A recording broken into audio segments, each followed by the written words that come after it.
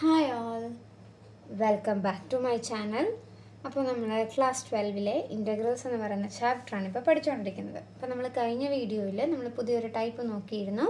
എന്തായിരുന്നു? Integral 1/√(a² - x² dx. ആ ഒരു ഫോർമാറ്റിൽ ഒരു ക്വസ്റ്റ്യൻ വന്നാൽ അതിൻ്റെ റിസൾട്ട് എന്തായിരിക്കും എന്നുള്ളത് നമ്മൾ കഴിഞ്ഞ വീഡിയോയിൽ നമ്മൾ പ്രൂവ് ചെയ്തു. ഓക്കെ, അപ്പോൾ അതിൻ്റെ രണ്ട് പ്രോബ്ലമാണ് നമ്മൾ ഇന്നത്തെ വീഡിയോയിൽ ചെയ്യാൻ പോകുന്നത്. അപ്പോൾ അതിൽ ആദ്യത്തെ പ്രോബ്ലം ഇതാണ്, ഇൻ്റഗ്രൽ 1/√9 - x² dx. ഇത് നോക്കിക്കേ, നമ്മുടെ ക്വസ്റ്റ്യൻ പോലെ തന്നെ ഡയറക്റ്റ് ആയിട്ടുള്ള ഒരു റിസൾട്ടാണ്. ഡയറക്റ്റ് ഫോർമാറ്റിൽ തന്നെയാണ് നമുക്കിത് തന്നിരിക്കുന്നത്. നമ്മുടെ ഫോർമാറ്റ് എന്തായിരുന്നു? Integral 1/√(a² - x² dx equal to sine inverse x/a.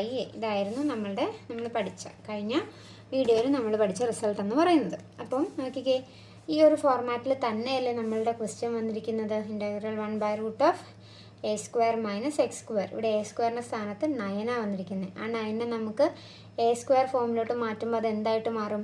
3² ആയിട്ട് മാറും അല്ലേ? 3യുടെ സ്ക്വയർ ആണ് 9. അപ്പോൾ നമുക്ക് അങ്ങനെ ഒന്ന് മാറ്റി എഴുതി നോക്കാം. Integral 1/√(3² - x² dx. ഇപ്പോൾ കറക്റ്റായില്ലേ?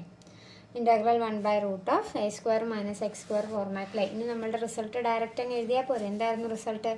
സൈൻ ഇൻവേഴ്സ് x/a എന്നുള്ളതാണ്. അപ്പോൾ സൈൻ ഇൻവേഴ്സ് എന്ത് വരും?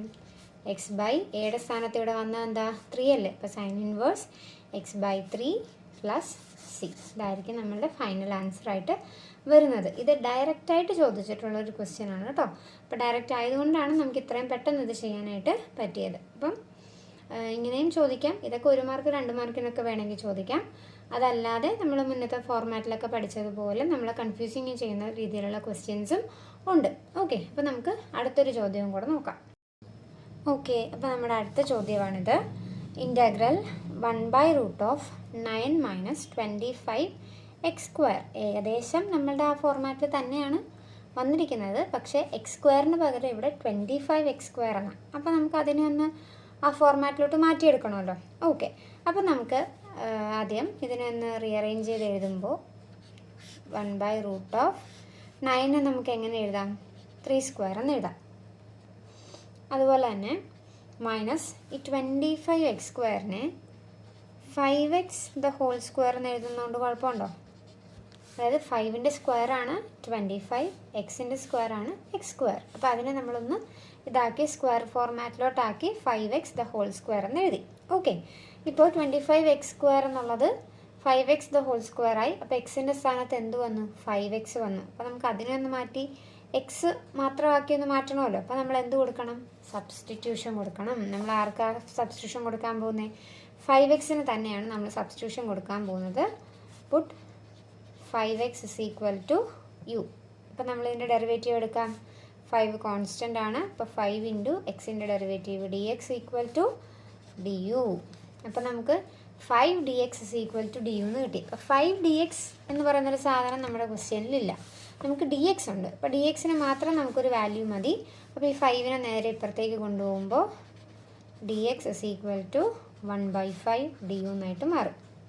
ഓക്കെ, അപ്പം നമ്മുടെ dxൻ്റെ വാല്യൂ കിട്ടിയല്ലോ. ഇനി നമ്മൾ തിരിച്ചതിനെ ക്വസ്റ്റ്യനിലേക്ക് ഇട്ട് കൊടുക്കുമ്പോൾ എന്തായിട്ട് മാറും? അത് ഇൻ്റഗ്രൽ 1/√(3² - 5x-നായിരുന്നു നമ്മൾ സബ്സ്റ്റിറ്റ്യൂഷൻ കൊടുത്തത് u. അപ്പോൾ അതെന്തായിട്ട് മാറും? u² ആയിട്ട് മാറും. ഇൻറ്റു dxന് പകരം 1/5 du. കണ്ടോ? ഈ 1/5 എന്ന് പറയുന്നത് കോൺസ്റ്റൻ്റ് അല്ലേ? അതിനെ നമുക്ക് നേരെ ഇൻ്റഗ്രലിൻ്റെ വെളിയിലേക്ക് എടുക്കാം. അപ്പോൾ എന്ത് വരും? 1/5 × ഇൻ്റഗ്രൽ 1/√(3² - u² du. ഇപ്പോൾ നമ്മുടെ ക്വസ്റ്റ്യൻ്റെ അതേ ഫോർമാറ്റിലോട്ടായില്ലേ?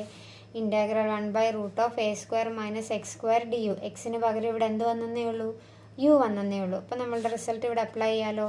ഈ 1/5 അങ്ങനെ തന്നെ നമ്മൾ എഴുതണം. 1/5 × നമ്മളുടെ റിസൾട്ട് എന്തായിരുന്നു? സൈൻ ഇൻവേഴ്സ് x/a എന്നാണ്. പക്ഷെ ഇവിടെ എക്സിൻ്റെ സ്ഥാനത്ത് നമുക്ക് എന്താ? u ആണ്. അപ്പോൾ u/a എന്ന് വരും. അപ്പോൾ u/aയുടെ സ്ഥാനത്ത് ഇവിടെ 3 + c. ഇനി തിരിച്ചെന്ത് ചെയ്യണം?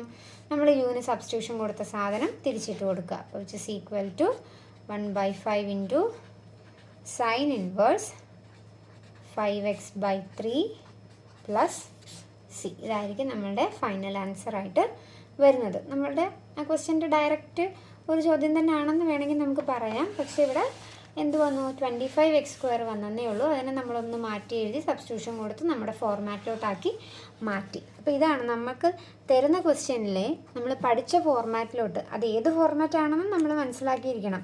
അപ്പം ഇങ്ങനെയൊക്കെ ക്വസ്റ്റ്യൻ കാണുമ്പോൾ നമുക്ക് മനസ്സിലാകണം. അപ്പം ആദ്യം നമ്പറാണ്, പിന്നെയാണ് എക്സ് വന്നിരിക്കുന്നത്. അപ്പോൾ a² - x² ഫോർമാറ്റാണ് ഇവിടെ ഉദ്ദേശിക്കുന്നത്. ഇനി ആദ്യം x²ഉം പിന്നെയാണ് നമ്പരും ഒക്കെ വരുന്നതെങ്കിൽ തിരിച്ചുദ്ദേശിച്ചോണം. x² - a² ആണ്, അല്ലെങ്കിൽ x² + a² ആണ് അതാണ് ഇവിടെ ഉദ്ദേശിക്കുന്നത് എന്ന് നമ്മൾ മനസ്സിലാക്കാനായിട്ട് പഠിക്കണം. അത് ഈ പ്രോബ്ലമൊക്കെ ചെയ്ത് വരുമ്പോൾ നമ്മൾ മനസ്സിലാക്കും. ഓക്കെ, അപ്പോൾ ആ ഫോർമാറ്റിലോട്ട് എത്തിക്കുക എന്നുള്ളതാണ് ഓരോ ക്വസ്റ്റ്യനിലും നമുക്കുള്ള ടാസ്ക് എന്ന് പറയുന്നത്. ഇതിൽ മിക്കതിലും നമ്മൾ ഉപയോഗിക്കുന്നത് സബ്സ്റ്റിറ്റ്യൂഷൻ മെത്തേഡാണ്. സബ്സ്റ്റിറ്റ്യൂഷൻ ഏത് ടേമിനാണ് കൊടുക്കേണ്ടതെന്ന് നമ്മൾ കണ്ടുപിടിക്കണം. അതായത് സബ്സ്റ്റിറ്റ്യൂഷൻ കൊടുക്കുമ്പോൾ അടുത്ത സ്റ്റെപ്പ് ഡെറിവേറ്റീവ് എടുക്കലാണ്. അപ്പോൾ ഡെറിവേറ്റീവ് എടുക്കുമ്പോൾ ആ ഒരു ടേം നമ്മുടെ ക്വസ്റ്റ്യനിലുള്ളതാണോ എന്നുള്ളതും കൂടെ നോക്കിയിട്ട് വേണം നമ്മൾ സബ്സ്റ്റിറ്റ്യൂഷൻ എന്തിന് കൊടുക്കണം എന്ന് തീരുമാനിക്കാനായിട്ട്. ഓക്കെ, അപ്പോൾ ഈ പ്രോബ്ലമൊക്കെ നല്ല രീതിയിൽ എഴുതി പഠിക്കുക. നിങ്ങൾക്ക് ഇന്ന് ചെയ്യിപ്പിച്ച 2 പ്രോബ്ലംസ് മനസ്സിലായെന്ന് വിശ്വസിക്കുന്നു. അപ്പോൾ നിങ്ങൾക്ക് ഈ വീഡിയോ ഇഷ്ടമായെങ്കിൽ നിങ്ങളുടെ ഫ്രണ്ട്സിനൊക്കെ ഷെയർ ചെയ്യുക. എൻ്റെ ചാനലൊന്ന് സബ്സ്ക്രൈബ് ചെയ്യുക. ഈ വീഡിയോ ഒന്ന് ലൈക്ക് ചെയ്യുക. Thank you.